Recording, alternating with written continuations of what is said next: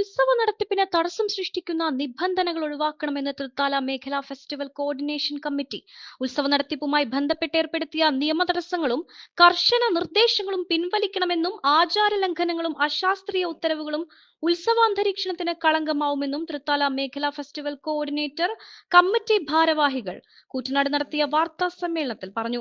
ജനുവരി 25 ശനിയാഴ്ച രാവിലെ 10 മണിക്ക് ചാലിശ്ശേരി ശ്രീ മുലയംപറമ്പ് ക്ഷേത്രം ഹാളിൽ മേഖലയിലെ ഉത്സവ കമ്മിറ്റി ഭാരവാഹികളെ പങ്കെടുപ്പിച്ചുകൊണ്ട് ബോധവൽക്കരണ ക്ലാസ് സംഘടിപ്പിക്കുമെന്നും വിവിധ വകുപ്പ് മേധാവികൾ ക്ലാസ് നയിക്കുമെന്നും ഭാരവാഹികൾ അറിയിച്ചു. മേഖലയിലെ 90ഓളം ആരാധനാലയങ്ങളുടെ ഉത്സവ കമ്മിറ്റി ഭാരവാഹികൾ കോർഡിനേഷനിലുണ്ടെന്നും ഭാരവാഹികളായ തമ്പി കൊള്ളന്നൂർ, KSK തങ്ങൾ, അജി വലിയറ, CK സുഷി, രവി കുന്നത്ത്, MA ശ്രീനിവാസൻ എന്നിവർ അറിയിച്ചു. ഇന്നത്തെ ഈ പത്രസമ്മേളനം തൃത്താല മേഖല ഫെസ്റ്റിവൽ കോർഡിനേഷൻ കമ്മിറ്റിയുടെ നേതൃത്വത്തിൽ ജനുവരി 25 നടക്കുന്ന ഉത്സവ ആഘോഷങ്ങളും ആന എഴുന്നള്ളിപ്പും ഇൻഷുറൻസ് പരീക്ഷയെക്കുറിച്ചുള്ള ബോധവൽക്കരണ ക്ലാസ് ശ്രീ മുല്ലയംപറമ്പ് ക്ഷേത്ര മൈതാനിയിൽ ക്ഷേത്ര ഹാളിൽ വെച്ച് നടക്കുന്നു. കഴിഞ്ഞ കുറച്ച് വർഷങ്ങളായി സംസ്ഥാന അടിസ്ഥാനത്തിൽ ഫെസ്റ്റിവൽ കോർഡിനേഷൻ കമ്മിറ്റി രൂപീകൃതമായിരുന്നു. കഴിഞ്ഞ ഒരു മാസം മുന്നേ തലയിലും മേഖലാ ഫെസ്റ്റിവൽ കോർഡിനേഷൻ കമ്മിറ്റി രൂപീകരിച്ചു. ഇതിന്റെ ഭാരവാഹികളാണ് ഇപ്പൊ നിങ്ങൾ ഈ പത്രസമ്മേളനം നടത്തുന്നത്. അടുത്ത കാലത്തായി ഉത്സവങ്ങളുടെ മാറ്റു കുറയ്ക്കുന്ന തരത്തിൽ പലതരം ഉത്തരവുകൾ കോടതികളിൽ നിന്ന് ഇറങ്ങുകയാണ്. അതിനുള്ള കാരണം പലതരം സ്നേഹികൾ എന്ന് പറഞ്ഞാൽ മൃഗസ്നേഹികൾ, പൂരപ്രേമികൾ എന്ന് തൊട്ട് ഉള്ള ആൾക്കാർ മുടന്ത ന്യായവുമായി കോടതിയിൽ എത്തുമ്പോൾ അവിടെ നിന്ന് ഇറങ്ങുന്ന പല ആചാര അനുഷ്ഠാനങ്ങൾക്കല്ലാത്ത ഉത്തരവുകളാണ് കോടതി പുറപ്പെടുവിക്കുന്നത്. ഇതിനെതിരെ കഴിഞ്ഞ മാസം ഞങ്ങൾ ഇവിടെ ഒരു ധർണ പൊതുയോഗമൊക്കെ നടത്തുകയുണ്ട് സംസ്ഥാനാടിസ്ഥാനത്തിൽ. കഴിഞ്ഞ കുറച്ച് വർഷങ്ങളായി വെടിക്കെട്ട്, മൈക്ക പെർമിഷൻ, ആന എഴുന്നള്ളിപ്പ് എന്നിവയ്ക്കെതിരെ ആണ് കൂടുതലും ഉത്തരവുകൾ ഇറങ്ങുന്നത്. കേരളത്തിലെ 10,000-കണക്കിന് കലാപ്രേമികൾ ജീവിത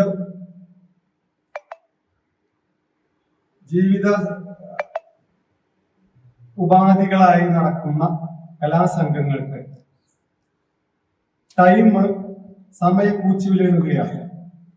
രാത്രി പഴയ കാലത്ത് 12 മണി വരെ ഉണ്ടായിരുന്ന സമയക്രമം 10 മണിയെ വെട്ടിച്ചുരുക്കുകയും പിന്നീട് അത് തന്നെ 10 മണിക്ക് മുന്നേ KSCB-യും പോലീസും ലൈറ്റ് ഓഫ് ചെയ്യുന്ന തരത്തിലടക്കം ആയിരുന്നു. അപ്പൊ അത് ഫെസ്റ്റിവൽ കോർഡിനേഷൻ കമ്മിറ്റി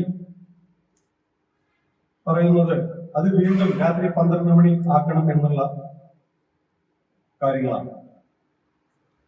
ആനകളുടെ കാര്യമായാലും കഴിഞ്ഞ മാസം നമ്മൾ പത്രങ്ങളിലൂടെയൊക്കെ വായിച്ച 3 മീറ്റർ ദൂരപരിധി, 8 മീറ്റർ ദൂരപരിധി എന്ന് പറഞ്ഞു ജനങ്ങളും ആനയും തമ്മിലുള്ള അകലം. അങ്ങനെയൊക്കെ വന്നാൽ നാട്ടിൻപുറത്തുള്ള പല ഉത്സവങ്ങൾക്കും നടത്താൻ പറ്റാത്ത സാഹചര്യമായി. പല ഇടുങ്ങിയ ഗ്രാമങ്ങളിൽ നിന്നും റോഡുകളിൽ നിന്നും 8 മീറ്റർ ദൂരപരിധി എന്ന് പറഞ്ഞാൽ വളരെ പ്രയാസമാണ്. റോഡ് തന്നെ 3 മീറ്റർ പരിധിയുണ്ട്. അതിൽ നിന്ന് സുപ്രീം കോടതി തൽക്കാലം സ്റ്റേ ചെയ്തിരിക്കുകയാണ്. ഇതെല്ലാം മൃഗസ്നേഹികൾ എന്നുള്ള പേരിൽ പറയുകയാണ്. എവിടെയെങ്കിലും ചെറിയൊരു മതയിളകിയ എന്തെങ്കിലും ഒന്ന് കാട്ടുമ്പോഴേക്കും അത് വീഡിയോ ചിത്രീകരിച്ച് കോടതിക്ക് കൊടുക്കുമ്പോൾ കോടതി അത് തെളിവായി സ്വീകരിക്കുകയാണ്. തൃത്താല മേഖലയിൽ ഇതിന് മുന്നേ ഉണ്ടായിരുന്നില്ല. പാലക്കാട് ജില്ലയിൽ അതുപോലെ തൃശ്ശൂർ ജില്ലയിലൊക്കെ ഇത് നല്ല സജീവമായ പ്രവർത്തനം നടത്തിക്കൊണ്ടിരിക്കുന്ന സംഘടനയാണ്. തൃത്താല മേഖലയിൽ ചാലിശ്ശേരി ശ്രീ മുലയമ്പറമ്പത്ത് ഭഗവതി ക്ഷേത്രത്തിലെ കേന്ദ്ര പുരാഘോഷ കമ്മിറ്റി മാത്രമാണ് ഈ സംഘടനയിൽ ഉൾപ്പെട്ടിട്ടുണ്ടായിരുന്നത്. സുപ്രീം കോടതിയുടെ ഈ ആനയുടെ ദൂരപരിധി, അതായത് അശാസ്ത്രീയമായ ഈ നിയമങ്ങൾ വന്നപ്പോ തൃത്താല മേഖലയിൽ ഇങ്ങനെ സംഘടന രൂപം കൊള്ളണം എന്നൊരു ഇവിടുത്തെ ഉത്സവം എന്ന് പറഞ്ഞാൽ പൂരം മാത്രമല്ല, പൂരം, പള്ളിപ്പെരുന്നാൾ, നേർച്ച, അതുപോലെ ഉത്സവവുമായി ബന്ധപ്പെട്ട് എല്ലാ വിഭാഗം ആളുകളും ഉൾപ്പെടുത്തിക്കൊണ്ടാണ് ഞങ്ങൾ സംഘടനകൾ രൂപീകരിച്ചത്. ഏകദേശം 95-100 ഇടയിൽ ക്ഷേത്രങ്ങളും പള്ളികളും അതുപോലെ തന്നെ ചർച്ചുകളിലും ഇടപെട്ടുകൊണ്ട് എല്ലാവരെയും ഈ സംഘടന രൂപീകരണത്തിന്റെ ആവശ്യകതയെ കുറിച്ച് ബോധ്യപ്പെടുത്തുകയും അവരെയൊക്കെ പോയി ക്ഷണിക്കുകയും ചെയ്തിട്ടുണ്ട്. ഏകദേശം 65ഓളം ക്ഷേത്രങ്ങളിൽ നിന്നും അതുപോലെ തന്നെ മുസ്ലിം പള്ളികളിൽ, ക്രിസ്ത്യൻസ് ചർച്ചകളിൽ നിന്നുള്ള ആളുകളൊക്കെ പ്രതിഷേധ സംഗമം നടത്തിയതിൽ പങ്കെടുത്തു. ഞങ്ങൾ പിന്നീട് ഈ സംഘടനയുടെ തൃത്താല മേഖലയിൽ തുടർന്ന് കൊണ്ടുപോകണം എന്നൊരു തീരുമാനത്തിലെത്തി. അതിന് ഞങ്ങളൊരു പിന്നീട് ഈ പ്രതിഷേധം നടത്തുന്ന ആ രീതിയിൽ തന്നെ അത് ഭാരവാഹികളെ വെച്ചിട്ട് സംഘടന വിപുലമാക്കി പ്രവർത്തിക്കാൻ തീരുമാനിച്ചതിന്റെ അടിസ്ഥാനത്തിൽ ഒരു കമ്മിറ്റി രൂപീകരിക്കുകയും ഭാരവാഹികളെ തീരുമാനിക്കുകയും ചെയ്തു. ഉത്സവ ആഘോഷ സംരക്ഷണ സംഘടന കേരള ഫെസ്റ്റിവൽ കോർഡിനേഷൻ കമ്മിറ്റി അതിന് പാരമ്പര്യമായി നൂറ്റാണ്ടുകളോളം പഴക്കം ഉള്ള പല ഉത്സവങ്ങളും പുതിയ പുതിയ നിയമനിർമ്മാണങ്ങൾ വരുന്നതിനോടുകൂടിയ അന്യം മുടിഞ്ഞു പോകുന്ന ഒരു സാഹചര്യം കേരളത്തിൽ സംജാതമായി കാണുന്നുണ്ട്. നമ്മുടെ നാടിൻ്റെ കേരളത്തിനെ സംബന്ധിച്ചിടത്തോളം ജാതി മത ഭേദമന്യേ എല്ലാ നാടുകളിലും നടക്കുന്ന ഉത്സവങ്ങളും ആഘോഷങ്ങളും നല്ല നിലയിൽ നടന്നു പോരുന്നു.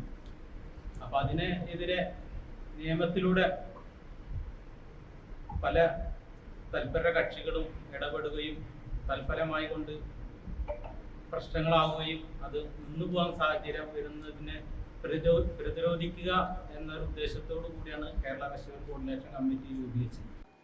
ഫെസ്റ്റിവൽ കോർഡിനേഷൻ കമ്മിറ്റിയുടെ ഇന്നത്തെ പത്രസമ്മേളനത്തിൽ പറഞ്ഞതുപോലെ ആനകളുടെ ഏക്കത്തുക ഏകീകരിക്കണം എന്ന് പറയുന്നത് പോലെ തന്നെ ആനപ്പാപ്പാന്മാർക്ക് മേടിക്കുന്ന കാപ്പി പൈസയ്ക്കും ഒരു ഏകീകരണം ഉണ്ടാകണമെന്ന് ഫെസ്റ്റിവൽ കോർഡിനേഷൻ കമ്മിറ്റി ആവശ്യപ്പെടുകയാണ്.